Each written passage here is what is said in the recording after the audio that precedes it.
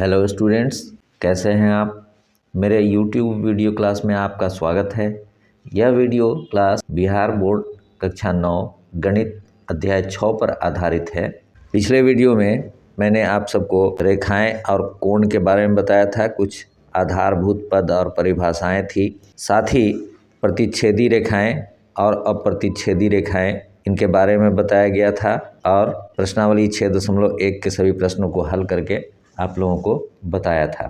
आज के वीडियो में समांतर रेखाएं और तिर्यक रेखा के बारे में आप लोग विस्तार से जानेंगे एवं तिर्यक रेखा से संबंधित अभिगृहित एवं प्रमेय आपको बताया जाएगा और प्रश्नावली 6.2 के सभी प्रश्नों को हल किया जाएगा। तो वीडियो क्लास को आप सभी अंत तक देखें और वीडियो को लाइक भी करें। अब आइए हम अपने टॉपिक पर आते हैं। आज का हमारा टॉपिक है समांतर रेखाएं और तिर्यक रेखा। तो समांतर रेखाएं के बारे में आप लोगों को पहले भी बताया जा चुका है। आज भी समांतर रेखाओं के बारे में मैं बताने जा रहा हूं। समांतर रेखाएं और तिर्यक रेखा, इसे अंग्रेजी में पैरेलल लाइंस एंड ट्रांसवर्सल, तिर्यक रेखा को ट्रांसवर्सल कहा जाता है। समांतर रेखाएं ऐसी रेखाएं हैं जो एक दूसरे से कभी नहीं मिलती। आप इसका उदाहरण, जैसे रेल की पटरी है, वो कभी एक दूसरे से मिलती नहीं है। इस तरह के उदाहरण बहुत सारे आपको देखने को मिलते हैं। समांतर रेखाओं के बीच की लंबवत दूरी हर जगह समान होती है। अब लंबवत दूरी क्या है? जैसे ये एक रेखा है L और एक रेखा है M। अब L पर या M पर एक लंब डालेंगे। लंब का अर्थ होता है कि 90 डिग्री का कोण बनाता हुआ जो उस पर रेखा खींचा जाएगा, तो वह L और M दोनों रेखाओं पर लंब होगा। ऐसी लंब जहाँ से भी खींचा जाएगा सभी लंबों की लंबाई बराबर होगी, अर्थात इस रेखा और इस रेखा की दूरी आपस में हर जगह बराबर होगी, तो यह समांतर रेखा कहलाएगा। अब आइए तिर्यक रेखा, ट्रांसवर्सल, वह रेखा जो दो या अधिक रेखाओं को भिन्न बिंदुओं पर प्रतिच्छेद करती है, एक तिर्यक रेखा कहलाती है। एक रेखा है M और एक रेखा है N। आपको पहले भी बता चुका हूँ कि किसी भी रेखा को अंग्रेजी के छोटे अक्षर द्वारा निरूपित किया जाता है। क्योंकि रेखा का कोई अंत बिंदु नहीं होता है, जब रेखा खंड की बात करते हैं तो उसे अंग्रेजी के बड़े अक्षरों से निरूपित किया जाता है, लेकिन रेखा को अक्सर अंग्रेजी के छोटे अक्षरों से ही निरूपित करते हैं। तो एक रेखा M है, एक रेखा N है। इन दोनों रेखाओं को एक तीसरी रेखा L है जो P और Q बिंदु पर काटती है, क्रॉस करती है। तो ऐसी रेखा तिर्यक रेखा कहलाती है। समांतर रेखाओं के बारे में आप कुछ और जान लें। अगर M और N समांतर रेखा है तो इसे M और यह समांतर रेखा का चिन्ह है और M समांतर है N के। अगर रेखाखंड है AB और CD तो लिखेंगे कि AB समांतर है CD के। जब दो समांतर रेखाओं को एक तिर्यक रेखा काटती है दो बिंदुओं पर P और Q, तो आइए देखिए इस तिर्यक रेखा के कारण कितने कोण बनते हैं। एक यह कोण है 1, एक यह कोण है 2, एक यह कोण है 3, एक यह कोण है 4, एक यह है 5, 6, 7 और ये 8। अब इस तिर्यक रेखा के कारण बने 8 कोणों के कारण आपको कोणों के कई प्रकार देखने को मिलेंगे। आइए देखते हैं। सबसे पहले आप यह देखें कि इन दो समांतर रेखाओं के अंदर के तरफ जो जो कोण हैं उन सब को अंतः कोण कहा जाता है। तो अंतः कोण कौन कौन हुए? यह और यह, अर्थात 3, 4, 5, 6 ये अंतः कोण हुए। कोण 3, कोण 4, कोण 5 और कोण 6, ये चारों कोण अंतः कोण कहलाते हैं। अब दूसरा है इसमें बाह्य कोण। दो समांतर रेखाओं के बाहर की तरफ जो कोण हैं उन्हें बाह्य कोण कहा जाता है। यह है 1, 2, 7 और 8। कोण 1, कोण 2, कोण 7 और कोण 8, तो ये बाह्य कोण हुए। तो पहला आप जान गए अंतः कोण, दूसरा बाह्य कोण। तीसरा आप देखिए संगत कोण, इसे अंग्रेजी में कॉरस्पॉन्डिंग एंगल कहा जाता है। कॉरस्पॉन्डिंग एंगल्स, ये कौन हुए? संगत कोण। आप देखिए संगत कोण के जोड़े जोड़े में यहाँ आपको मिलेंगे, हर कोण यहाँ जोड़े जोड़े में आपको मिलेंगे कोणों के युग्म। तो यहाँ देखिए कोण 1 और कोण 5 संगत कोणों का एक युग्म है। कोण 1 और कोण 5। दूसरा जोड़ा है कोण 2 और कोण 6। तीसरा जोड़ा है कोण 3 और कोण 7। चौथा जोड़ा है कोण 4 और कोण 8। यह सब जो देख रहे हैं कोण 1 और 5 ये संगत कोण हैं। 2 और 6 ये भी संगत कोण हैं। 3 और 7 ये भी संगत कोण हैं और 4 और 8 ये भी संगत कोण हैं। अगला देखिए एकांतर अंतःकोण।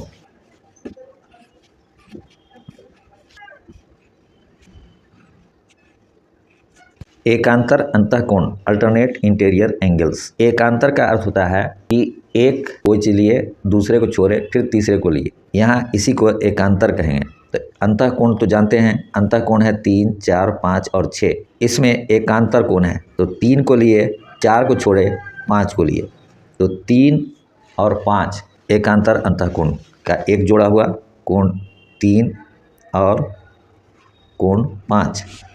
फिर दूसरा है दूसरा इसका है कोण 4 और कोण 6। कोण 4 और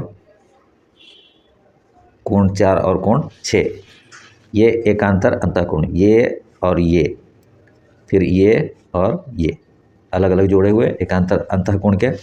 पांचवा है एकांतर बाह्य कोण। आप जानते हैं बाह्य कोण कौन कौन है, 1, 2, 7 और 8। तो इन्हीं 1, 2, 7, 8 में एकांतर ढूंढना है।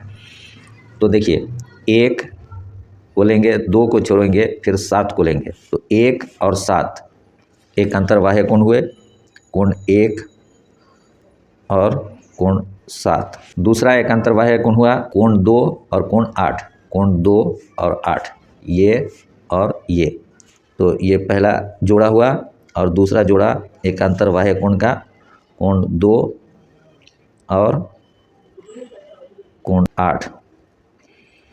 कोण 2 और 8, 1 और 7, 2 और 8 एकांतर बाह्य कोण हुए। अब देखिए तिर्यक रेखा के एक ही ओर के अंतःकोण।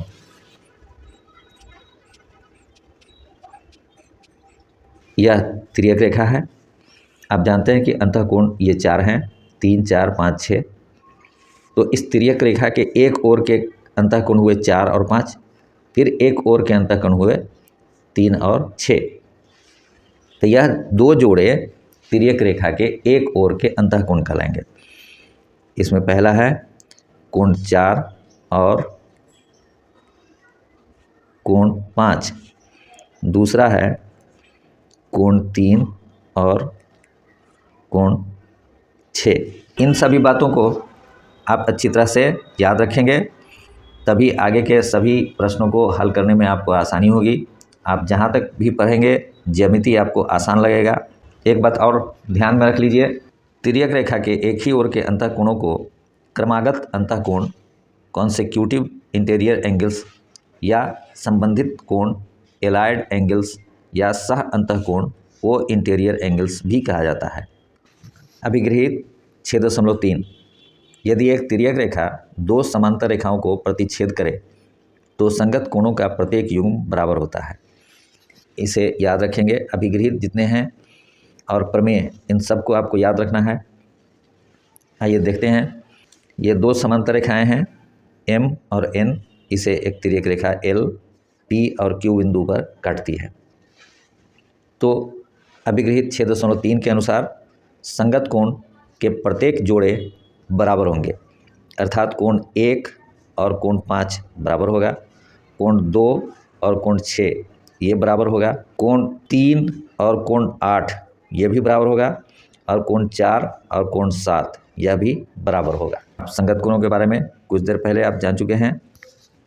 कोण 1 कोण 5 के बराबर, कोण 2 कोण 6 के बराबर, कोण 3 कोण 8 के बराबर और कोण 4 कोण 7 के बराबर। इस अभिगृहित को संगत कोण का अभिगृहित कहा जाता है। इस अभिगृहित का एक विलोम भी है, यानी उल्टा कन्वर्स। यदि एक तिर्यक रेखा दो रेखाओं को इस तरह प्रतिच्छेद करे कि संगत कोणों का एक युग्म बराबर हो तो दोनों रेखाएं समांतर होंगी। इसे एक अलग अभिगृहित का नंबर दिया गया है। यह अभिगृहित 6.4 कहलाता है। अभिगृहित संख्या 6.4। यदि एक तिर्यक रेखा दो रेखाओं को इस प्रकार प्रतिच्छेद करे कि संगत कोणों का एक युग्म बराबर है तो दोनों रेखाएं परस्पर समांतर होंगी। यहाँ पर कंडीशन में एक ही युग्म अगर बराबर हो जाए तो दोनों रेखाएं समांतर हो जाएंगी। कोई भी एक युग्म संगत कोणों का 4 जोड़ा होता है, कोई एक जोड़ा भी अगर बराबर हो जाए इस तरह के कंडीशन में तो दोनों रेखाएं समांतर होंगी। यानी अगर 1 और 5 यदि बराबर हो जाएं, कोण 1 बराबर कोण 5, एक ही युग्म कोई भी 2 बराबर कोण 6 हो जाए तो ऐसी स्थिति में यह साबित हो जाता है कि रेखा M और रेखा N समांतर हैं। प्रमेय 6.2 थ्योरम 6.2 यदि एक तिर्यक रेखा दो समांतर रेखाओं को प्रतिच्छेद करे तो एकांतर अंतःकोणों का प्रत्येक युग्म बराबर होगा। यहाँ आप लिखेंगे कि AB और CD दो समांतर रेखाएं हैं जिसे PS तिर्यक रेखा Q और R बिंदु पर प्रतिच्छेद करती हैं। तो साबित करना है कि कोण BQR बराबर कोण BQR बराबर कोण QRC साथ ही कोण AQR बराबर कोण QRD ये और ये एकांतर अंतःकोण है और साथ ही ये और ये भी एकांतर अंतःकोण है। तो साबित करना है कि यह कोण इस कोण के बराबर है और यह कोण इस कोण के बराबर है।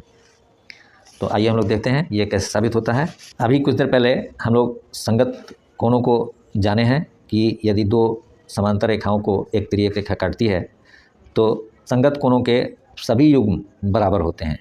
तो संगत कोणों के अभिगृहित के अनुसार कोण PQA बराबर यह कोण इस कोण के बराबर है, PQA बराबर QRC, इसको हम लोग एक मान लेते हैं। साथ ही हम लोग जानते हैं कि यदि दो रेखाएं एक दूसरे को किसी भी बिंदु पर प्रतिच्छेद करती हैं तो शीर्षाभिमुख कोण बराबर होते हैं। तो ऐसे में कोण PQA बराबर होगा, यह दोनों कोण शीर्षाभिमुख कोण हुए तो यह दोनों कोण बराबर होंगे। PQA बराबर कोण BQR यह इसको 2 मान लिए। अब देखिए एक तरफ दोनों में PQA है तो इधर वाला दोनों बराबर होगा, इसलिए 1 और 2 से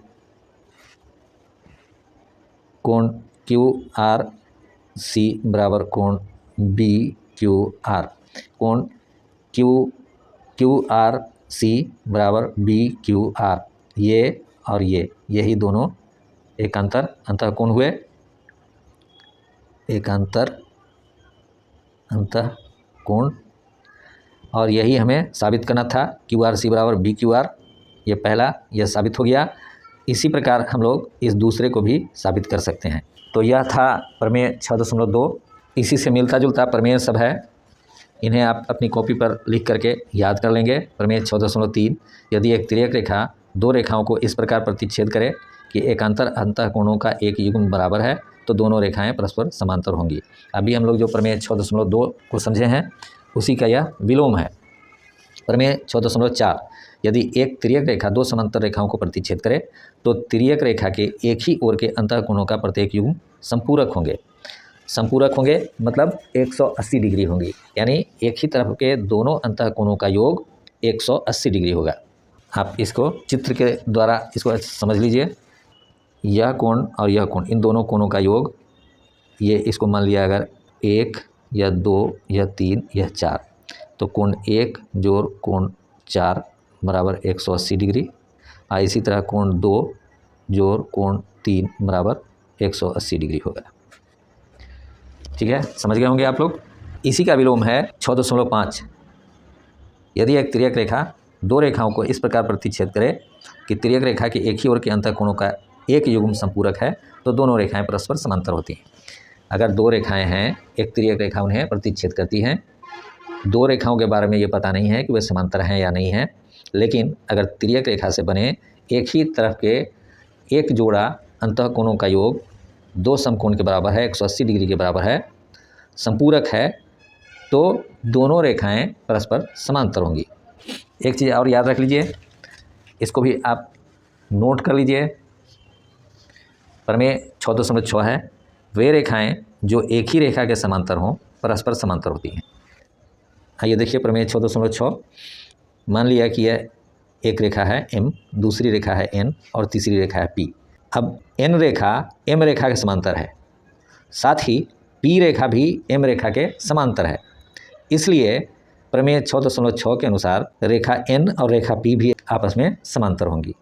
यानी अगर दो रेखाएं किसी एक तीसरी रेखा के समांतर हों अलग अलग, तो वे दोनों आपस में भी समांतर होंगी। अब आइए हम लोग सीधा प्रश्नावली 6.2 पर आते हैं। प्रश्नावली 6.2 का पहला प्रश्न है, आकृति 6.28 में x और y के मान ज्ञात कीजिए और फिर दर्शाइए कि AB समांतर है CD के। यह चित्र है, आकृति दिया हुआ है, इसमें x और y का मान निकालना है और यह दिखाना है कि AB और CD रेखा एक दूसरे के समांतर है। तो सबसे पहले इस रेखा को देखिए, यह एक रेखा है, तो यह कोण x और 50 एक रैखिक युग्म हुआ।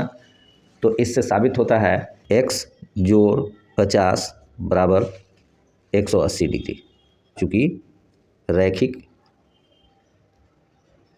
युग्म अभिगृहित है। आप उसे देख लेंगे, पिछले वीडियो में बताया गया था।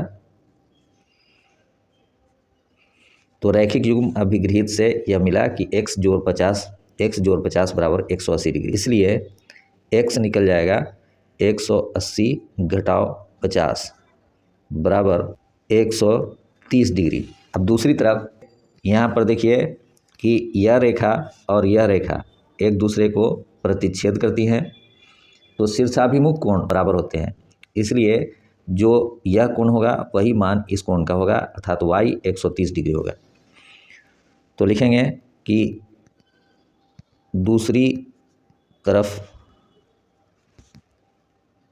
y बराबर 130 डिग्री, यह शीर्षाभिमुख कोण है, शीर्षाभिमुख कोण। अब x और y दोनों बराबर हो गए। देखिए x बराबर 130 डिग्री और y बराबर भी 130 डिग्री, इसलिए x बराबर y। अब यहाँ देखें कि x और y दोनों बराबर हो गए, अर्थात यहाँ पर ये एकांतर कोण है। एकांतर कोण बताया गया है, ध्यान देंगे, एकांतर कोण यह बराबर है। इसलिए आप देख लेंगे कि प्रमेय 6.3 में क्या दिया हुआ है। तो प्रमेय 6.3 से चूँकि x और y एकांतर कोण बराबर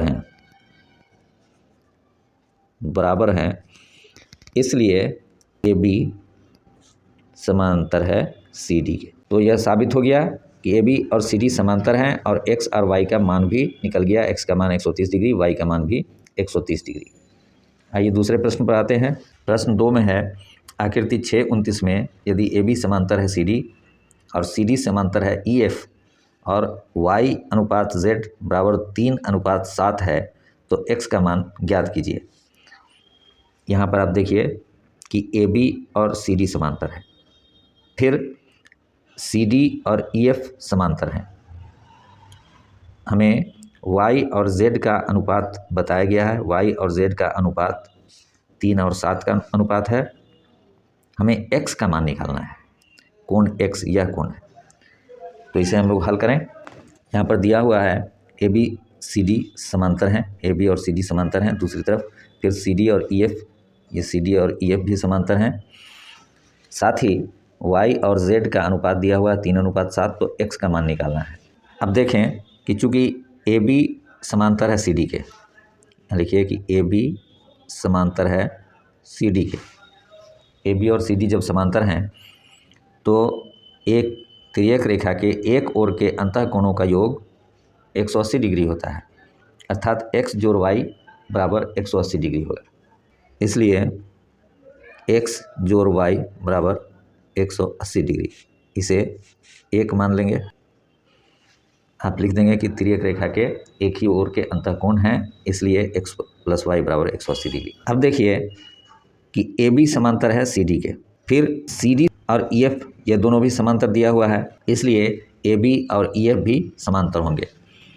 तो लिखेंगे कि चूँकि ए बी समांतर है सी डी और सी डी समांतर है ई एफ, यह प्रश्न में दिया हुआ है, इसलिए ए बी समांतर है ई एफ, ये प्रमेय 6.6 के अनुसार।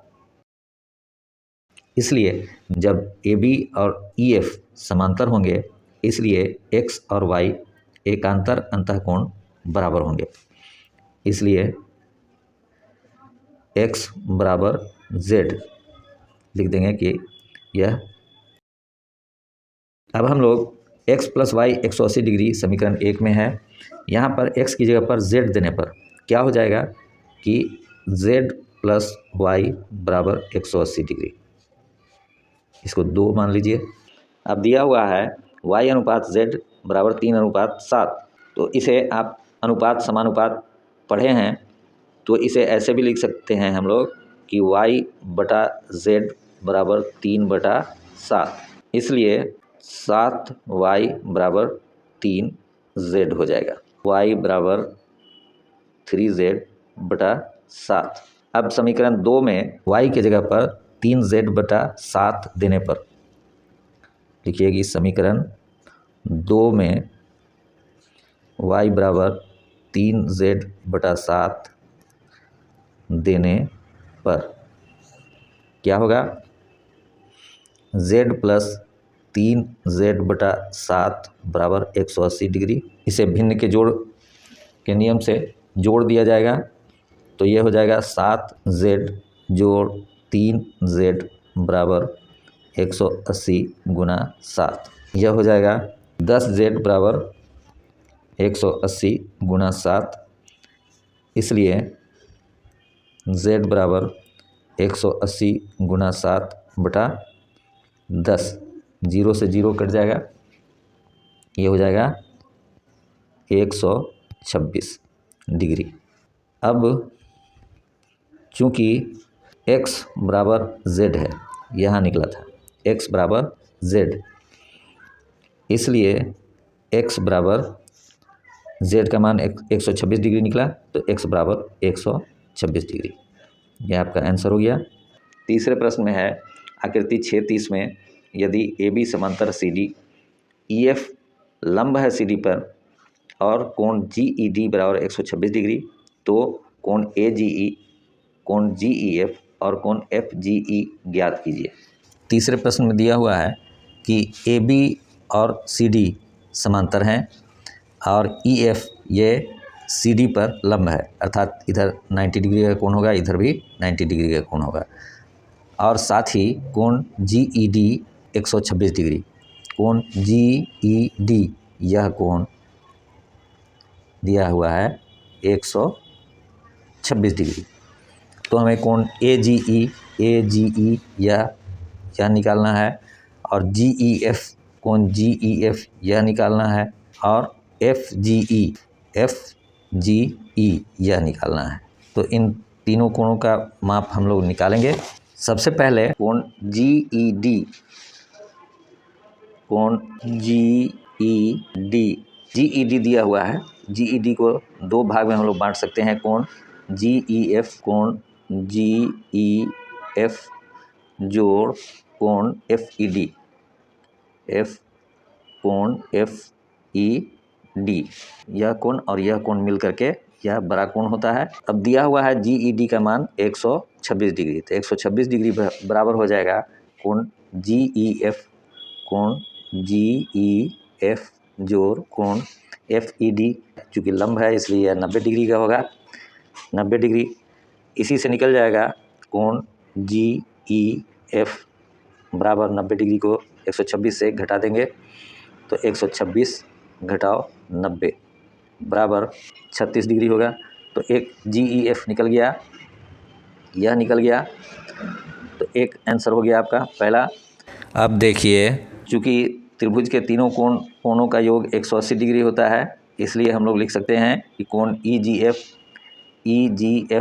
जोड़ कोण GEF जोड़ कोण EFG ये तीनों कोण मिलकर के 180 डिग्री है। EFG तो निकालना ही है, GEF 36 डिग्री है, यह 36 डिग्री है, जोड़ कोण EFG ये 90 डिग्री है। चूँकि यह दोनों समांतर रेखाएं हैं और यह तिर्यक रेखा है, तो एकांतर अंतःकोण यह 90 डिग्री है, तो यह भी 90 डिग्री होगा। तो यहाँ 90 डिग्री लिख दिया गया। अब कोण EGF को लिख दिए FGE प्लस इन दोनों को जोड़ देंगे तो 126 डिग्री हो जाएगा बराबर 180 डिग्री। इसलिए कोण FGE बराबर 180 घटाओ 126, ये 54 डिग्री हुआ। तो यह तीसरा निकल गया 54 डिग्री, ये तीसरा है। पहला है 36 डिग्री, यह कोण 126 डिग्री AGE यह 126 डिग्री हुआ और FGE 54 डिग्री हुआ। यह आपका आंसर हो गया। चौथा प्रश्न में है, यदि PQ समांतर ST, PQ और ST यह रेखा और यह रेखा समांतर हैं और कोण PQR यह 110 डिग्री है, कोण RST यह 130 डिग्री है RST, तो कोण QRS यह कोण हमें पता करना है। तो हमें दिया हुआ है, यह सब दिया हुआ लिख दिए हैं और ये पता करना है। अब बनावट एक ये करना है कि बिंदु R से ST के समांतर एक रेखा खींचेंगे, जिसमें से हम यहाँ पर K बिंदु लेंगे, तो ये R के समांतर ST। तो बनावट R के समांतर ST खींचा गया। अब चूंकि ये और ये दोनों समांतर रेखाएं हैं और यह SR इन दोनों को काटती है, तो यह तिर्यक रेखा हुआ। तो यह कोण और यह कोण एक ही ओर के अंतःकोण हुए, तो इन दोनों का योग 180 डिग्री होगा। इसलिए कोण TSR जोड़ कोण SR के बराबर 180 डिग्री लिख देंगे कि एक ही ओर के अंतःकोण। यह हो जाएगा कोण TSR दिया हुआ है 130 डिग्री, 130 डिग्री जोड़ कोण SR के बराबर 180 डिग्री। इसलिए कोण SR के 130 को दूसरी तरफ ले जाएंगे तो 180 घटाओ 130 डिग्री, ये हो जाएगा 50 डिग्री। अब देखें, RK ST के समांतर है और PQ भी ST के समांतर है।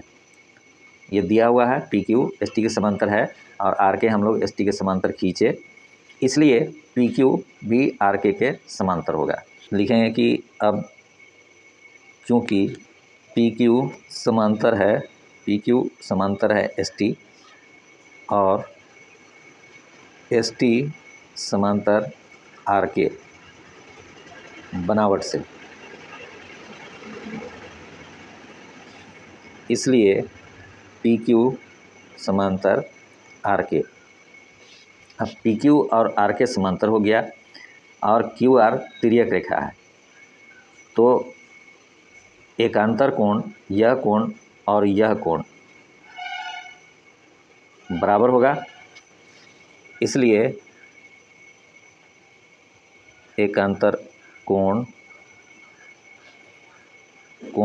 PQR बराबर कोण QRK। अब QRK को हम लोग तोड़ करके लिख सकते हैं, कोण PQR बराबर कोण QRS जोड़ कोण SRK। इधर यह 110 डिग्री है।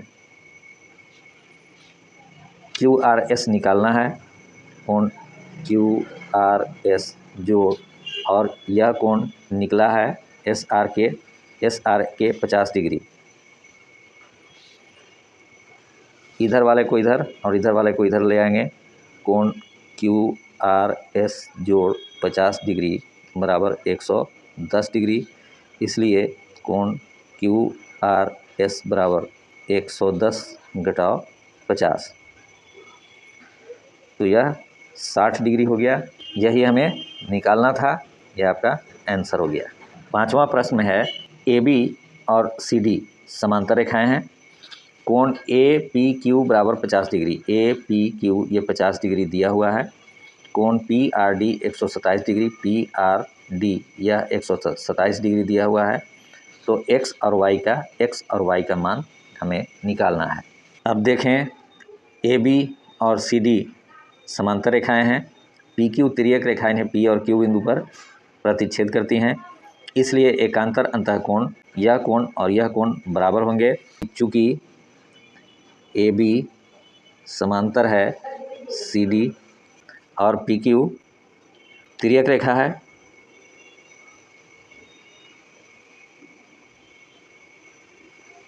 इसलिए एकांतर कोण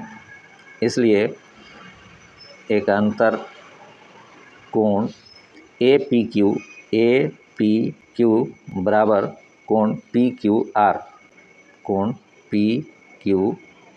PQR x है, तो इसलिए x बराबर हो जाएगा APQ 50 डिग्री है, 50 डिग्री, तो पहला निकल गया x बराबर 50 डिग्री। अब यहाँ देखिए कि CD एक रेखा है और कोण PRD और PRQ रैखिक युग्म हुए, इसलिए कोण PRQ जोड़ कोण PRD बराबर 180 डिग्री।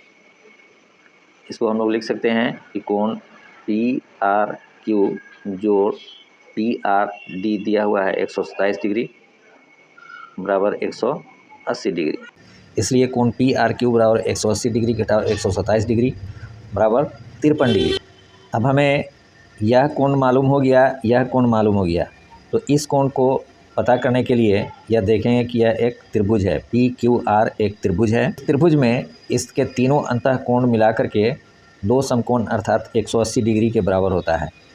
तो कोण ये देखिए, कोण QPR जोड़ कोण PQR जोड़ PRQ बराबर 180 डिग्री, इसलिए कोण QPR जोड़ यह 50 डिग्री निकला है, x बराबर 50 डिग्री, तो 50 डिग्री जोड़ यह जो कोण है PRQ यह 53 डिग्री है, तो इसको 53 डिग्री लिख देंगे बराबर 180 डिग्री। कोण QPR ही y है, जोड़ यह हो गया 103 डिग्री बराबर 180 डिग्री, इसलिए QPR को हम y लिख सकते हैं, y बराबर 180 घटाव 103।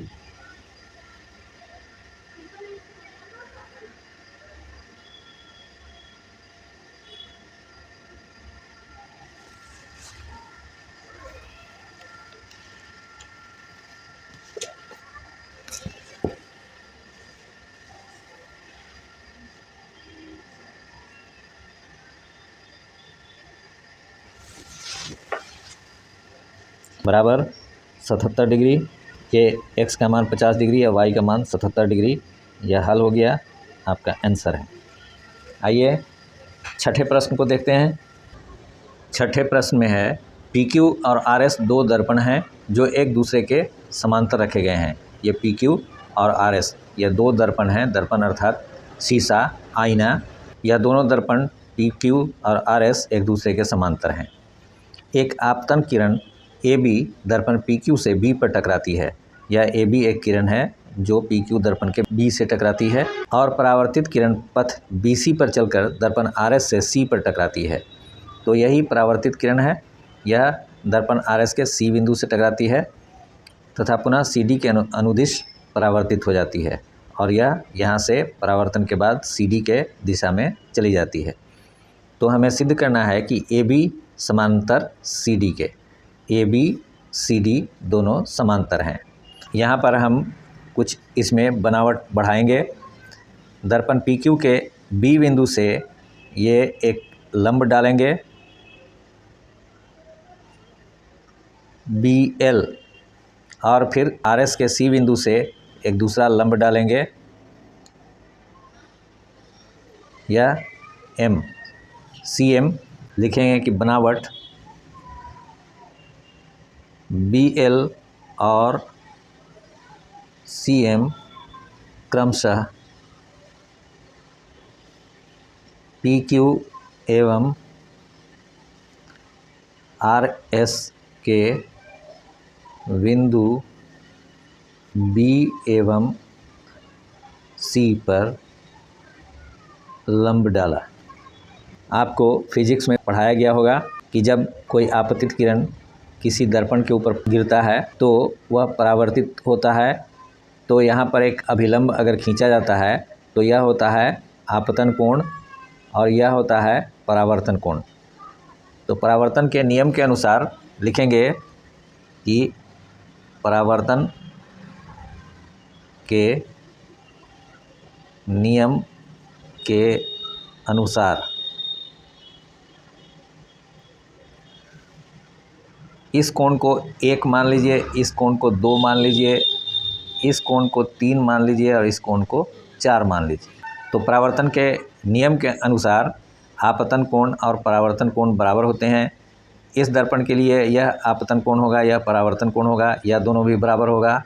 अर्थात कोण 1 बराबर कोण 2 एवं कोण 3 बराबर कोण 4। अब चूँकि PQ समांतर है RS के, PQ और RS समांतर हैं, इसलिए दोनों पर डाला गया लंब भी एक दूसरे के समांतर होंगे। इसलिए BL समांतर होगा CM के। अब फिर पुनः लिखेंगे, पुनः चूँकि BL समांतर CM और BL और CM समांतर हुए और BC तिर्यक रेखा है जो दोनों को B और C बिंदु पर प्रतिच्छेद करती है। तो लिखेंगे कि BC तिर्यक रेखा है।